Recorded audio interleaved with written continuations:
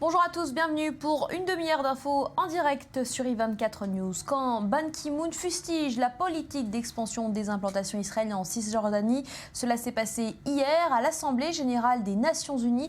On en parle avec Dror, Even Sapir, analyste politique. Alors quels sont exactement ces propos tenus par le secrétaire général de l'ONU? Ils ont été tenus hier dans le contexte d'un débat au Conseil de sécurité des Nations Unies sur la situation au Moyen-Orient, et Ban Ki-moon a eu des propos extrêmement sévères vis-à-vis d'Israël. D'une part, comme vous l'avez souligné, Elsa, elle s'en est pris aux constructions dans les implantations en parlant d'une insulte vis-à-vis des Palestiniens, mais aussi vis-à-vis de la communauté internationale. Des constructions qui, a-t-il dit, remettent en cause l'engagement d'Israël en faveur de la solution des deux États pour les deux peuples. Mais surtout, Elsa, cette phrase qui ne passe pas, qui ne peut pas passer en Israël, comme d'autres peuples opprimés l'ont montré au long de l'histoire, a dit Ban Ki-moon.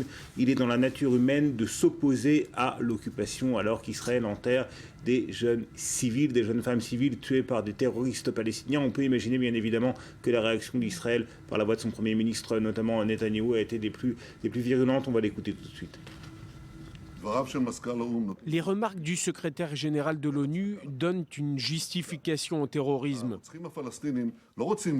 Le terrorisme n'a aucune justification. Les Palestiniens qui tuent ne veulent pas d'un État, ils veulent détruire un État, et ils le disent ouvertement. Ils veulent tuer des Juifs simplement parce qu'ils sont Juifs, et ils le disent aussi. Ils ne tuent pas pour la paix, ils ne tuent pas pour des droits humains.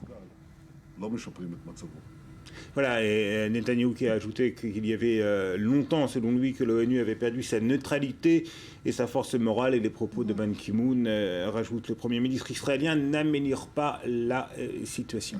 Alors qu'est-ce qui a poussé Ban Ki-moon à réagir de cette façon, surtout pendant cette période où il y a de nombreux attentats? Écoutez, on sait que les Nations Unies sont un forum en général très critique vis-à-vis d'Israël. On sait que la majorité de l'Assemblée générale des Nations Unies a toujours eu un biais anti-israélien, qu'Israël y bénéficie entre guillemets d'un traitement spécial qui est loin d'être un traitement de faveur. Et bien au contraire, il y a beaucoup plus de résolutions anti-israéliennes que contre la Syrie ou contre d'autres pays dictatoriaux qui s'en prennent à des populations civiles. Ça, c'est pas nouveau.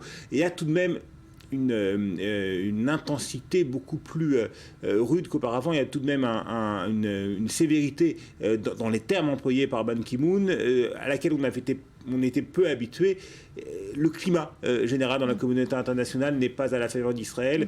J'en veux pour preuve les récents propos de celui qui est, contrairement à Ban Ki-moon, un allié, un ami d'Israël, l'ambassadeur américain en Israël, qui a eu des propos lui aussi qui ne sont pas comparables avec ceux de Ban Ki-moon, mais qui sont quand même allés très loin dans la critique contre l'application de la loi par Israël dans les territoires de Cisjordanie. Et Benjamin Netanyahou y avait aussi réagi. Merci beaucoup, Dror, pour cette analyse.